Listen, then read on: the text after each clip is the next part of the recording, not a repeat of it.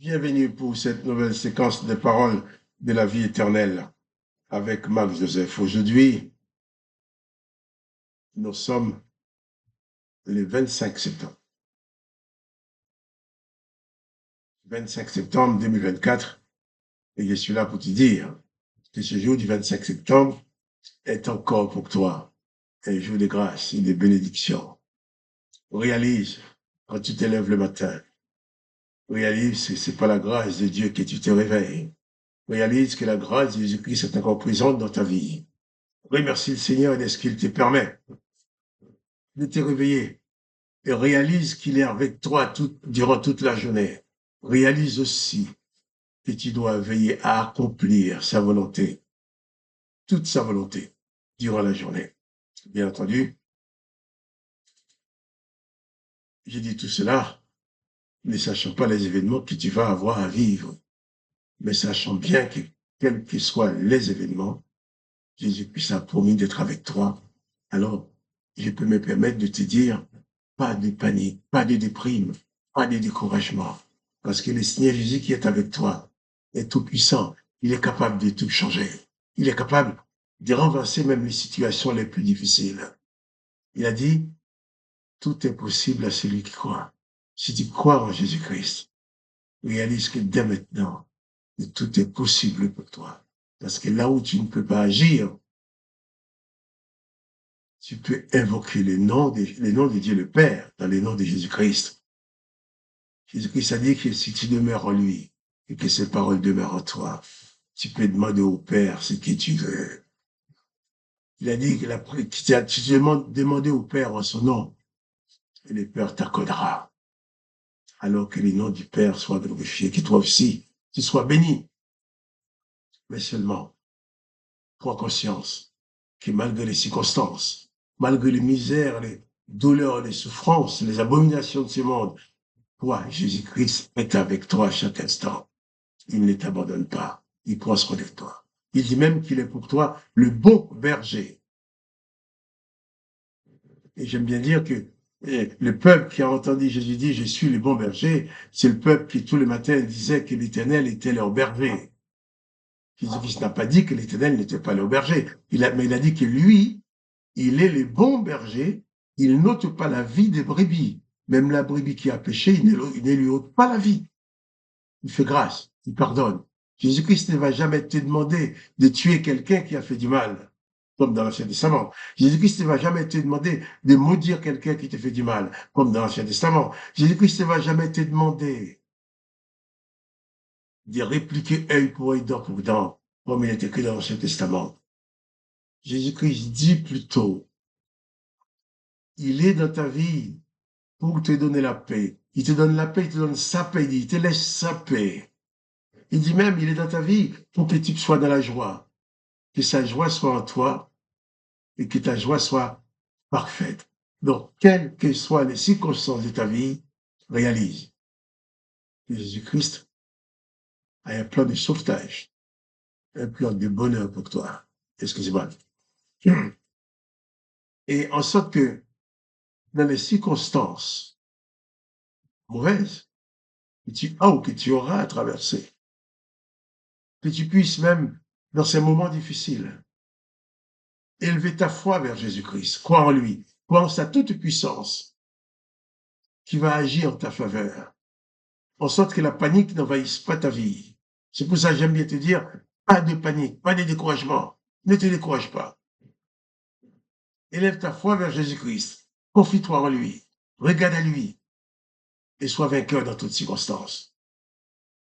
Il faut que tu puisses vivre dans l'apaisement, dans la paix, parce que tu réalises que Jésus-Christ est avec toi. S'il y a des gens qui sont contre toi, ce n'est pas grave. C'est parce qu'ils n'ont pas connu Jésus-Christ. Mais Jésus-Christ sera toujours te protéger. C'est son but. C'est pour ça qu'il est venu. Pour te délivrer, te libérer. Alors, pas de panique. Confie-toi en Jésus-Christ. Et avant de pouvoir te lire la suite de l'évangile chapitre 15, je lis les Jean chapitre 15. Je vais prier avec toi. Je crois à la puissance de la prière. Je crois à la puissance de Dieu qui exauce nos prières. qui répond à la prière, comme nous a dit Jésus, ce que nous demandons au Père en son nom, le Père nous les donnera. Père, me voici devant toi, avec mon frère, avec ma soeur, avec cet homme, cette femme, qui écoute et qui regarde cette vidéo et qui a besoin de toi. Il ne connaît pas ses besoins en particulier, Père, mais toi, tu les connais. Et elle le connaît, il les connaît aussi. Il est en train de te demander de combler ses besoins. Elle est en train de te demander de combler ses besoins. Alors, dans le nom de Jésus-Christ, agis maintenant en faveur de mes bien-aimés. Comble leurs besoins. Remplis leur cœur de ta présence. Remplis-leur de ta force.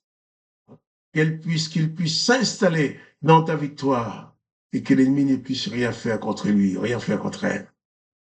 C'est toi le Seigneur. C'est toi le Maître.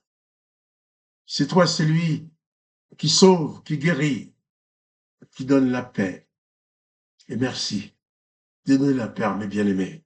Donne-leur ta paix, ta joie, et que ta joie soit parfaite en eux. Papa, merci d'exaucer ma prière. Dans les saints noms du Seigneur Jésus-Christ, je te prie. Amen. Amen. Nous allons donc continuer notre lecture dans Jean chapitre 15. Hier, nous avons lu que Jésus avait lui-même dit que si les gens n'avaient pas entendu sa parole, ils n'auraient eu aucune responsabilité, mais ils ont entendu et ils ont vu. Mais ils continuent quand même à ne pas croire, à vouloir les faire mourir. Jésus dit qu'ils sont inexcusables. Donc ils ont péché. Ils ont le péché sur leur compte. Mais sauf en mourant sur la croix, Jésus-Christ a dit, Père, pardonne-leur. Car Jésus-Christ, c'est le promoteur de la grâce. Tout est grâce en lui. Et là, nous allons continuer de lire ces paroles de Jésus. Jean 15, verset 23. Celui qui me hait est aussi mon Père. Si tu n'aimes pas Jésus, tu n'aimes pas son Père non plus. Il dit, si je n'avais pas fait pas mieux des œuvres que nul autre n'a faites, il n'aurait pas de péché. Mais maintenant, ils les ont vus et ils ont haï, et moi et mon Père. Jésus parle du péché de ces gens-là. Jésus dit, si lui-même, il n'était pas venu vers eux, s'il ne leur avait pas parlé, s'il n'avait pas fait tant d'œuvres, tant de miracles, tant de bonnes choses parmi eux, s'ils n'avaient pas le privilège de voir toutes les œuvres de Jésus-Christ, ils n'auraient pas eu de péché. Leur responsabilité ne serait pas engagée. Mais maintenant, ils ont vu. J'ai dit, si quelqu'un lui est, il est le Père aussi. Celui qui déteste Jésus, déteste Dieu le Père, puisque Dieu le Père est en Jésus, Jésus est en Dieu le Père.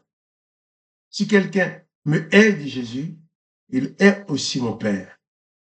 Mais cela est arrivé afin que s'accomplisse la parole qui est écrite dans leur loi. Dans leur loi, dit Jésus, ils m'ont haï sans cause. Jésus explique que malgré les gens l'ont écouté, malgré ils ont vu les œuvres que Jésus a faites, ils ne croient pas, ne veulent pas croire en lui. Donc c'est vrai, ils ont un péché. C'est quelque chose de très mal qu'ils ont fait. Mais Jésus dit ceci aussi. Si quelqu'un ne l'aime pas, c'est que la personne n'aime pas Dieu le Père. Celui qui me hait est aussi mon Père. Mais il m'a dit, mais cela est arrivé afin que s'accomplissent les paroles qui est écrit dans leur loi. Ils m'ont haï sans cause. Oui, c'est écrit dans l'Ancien Testament. Jésus-Christ sait bien, ces choses sont arrivées. Pas parce qu'il avait en face de lui les hommes, les êtres les plus méchants du monde, mais il avait devant lui des hommes et des êtres qui étaient pris, dominés par l'esprit de la loi, par l'esprit de l'Éternel, par l'esprit de la vengeance, par l'esprit qui dit des jalousies, par l'esprit qui dit tu détruiras tous ceux qui disent pas comme moi. Ils étaient animés de ces esprits-là. Et alors, ils ont haï Jésus jusqu'à la mort. Hein? Et j'ai dit, malgré les œuvres qu'il a fait, ils l'ont quand même haï. Il dit, mais cela est arrivé afin qu'il s'accomplisse la parole qui est écrite dans leur loi. Ils m'ont haï sans cause. C'est écrit dans leur loi. Ils m'ont haï sans cause.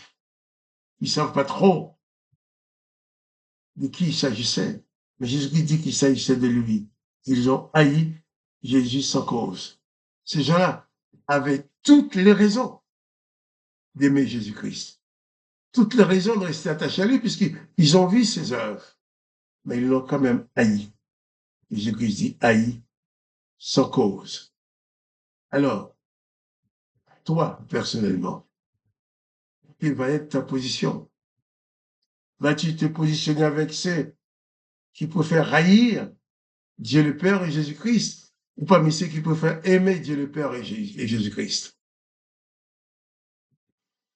Je ne vais pas te dominer, je ne vais pas t'influencer, mais je dis, moi, j'aime Dieu le Père et j'aime Jésus-Christ. Jésus-Christ, c'est mon sauveur. Dieu le Père, c'est mon sauveur également. Donc, en Dieu le Père et en Jésus-Christ, je suis sauvé de toutes les malédictions qui pesaient sur mes épaules. Je suis pardonné de tous mes péchés et je suis guéri de mon corps malade. Oh oui, au nom de Jésus-Christ. Mon frère, ma soeur, tiens compte que dans cette vie, personne au monde n'a pu t'aimer autant que Jésus-Christ t'aime. Personne au monde ne peut t'aimer autant que Jésus-Christ t'aime. Personne au monde ne peut te comprendre autant que Jésus-Christ te comprend. Alors, attache-toi à lui. Attache-toi à lui. Ne te détourne pas de la voix de Jésus-Christ lorsqu'il te parle. Ne te détourne pas non plus du chemin que Jésus-Christ trace devant toi, le chemin d'amour, de bénédiction, de pardon et de guérison. Attache-toi à Jésus-Christ et laisse sa gloire se manifester dans ta vie. Et tu pourras dire un jour, heureusement, que j'ai entendu parler de Jésus-Christ. Sinon, aujourd'hui, je serais perdu. Non, tu n'as pas vocation à être perdu, tu as vocation à être sauvé par Jésus-Christ. Car Jésus-Christ est venu dans ce monde, non pour condamner, mais pour sauver. Quiconque croit en lui est la vie éternelle. Que le nom de Dieu le Père, le nom de Jésus-Christ soit béni. Jésus-Christ va dire au verset 23, celui qui me hait est aussi mon Père. Et 3. Veux-tu faire partie des bien-aimés de Jésus-Christ? Veux-tu faire de Jésus-Christ ton bien-aimé? Et toi, tu seras son bien-aimé? Veux-tu devenir disciple de Jésus-Christ? Veux-tu entrer dans cette alliance avec Jésus-Christ, le Seigneur, le Maître, lui seul qui peut transformer ta vie? Veux-tu faire tout ça? Je te conseille de le faire. Je ne veux pas te forcer, mais fais-le. Dis comme moi, je vais dire maintenant, Seigneur Jésus, je t'en supplie, viens dans ma vie. Viens prendre place dans ma vie. Viens remplir ma vie. J'ai besoin de toi. Viens me soulager. Viens me pardonner. Viens me guérir. Viens de donner ta vigueur à mon corps, à mon âme et à mon esprit. Prie maintenant. Prie le Dieu le Père. Demande dans le nom du Seigneur Jésus-Christ. Et il va t'exaucer. Et prends conscience qu'il s'engage à être avec toi tous les jours jusqu'à la fin du monde. Que le nom de Dieu le Père soit béni. Que le nom de Jésus-Christ soit béni. Que toi, mon frère, ma soeur, tu sois richement béni par la présence de Jésus-Christ dans ton âme et dans ton esprit.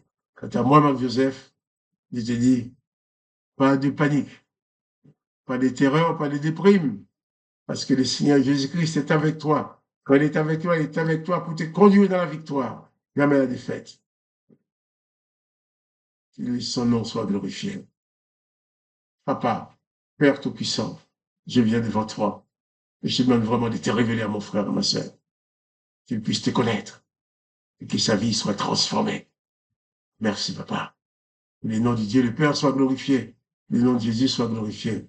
Et toi, mon frère, que tu sois béni. Ma soeur, que tu sois béni par le nom de Jésus-Christ. Et quant à moi, Marc-Joseph, je te dis, eh bien, pas de panique. Jésus-Christ est avec toi. On a assez parlé. Les démons n'ont plus de pouvoir sur toi, puisque tu es caché en Jésus-Christ. Tu es protégé.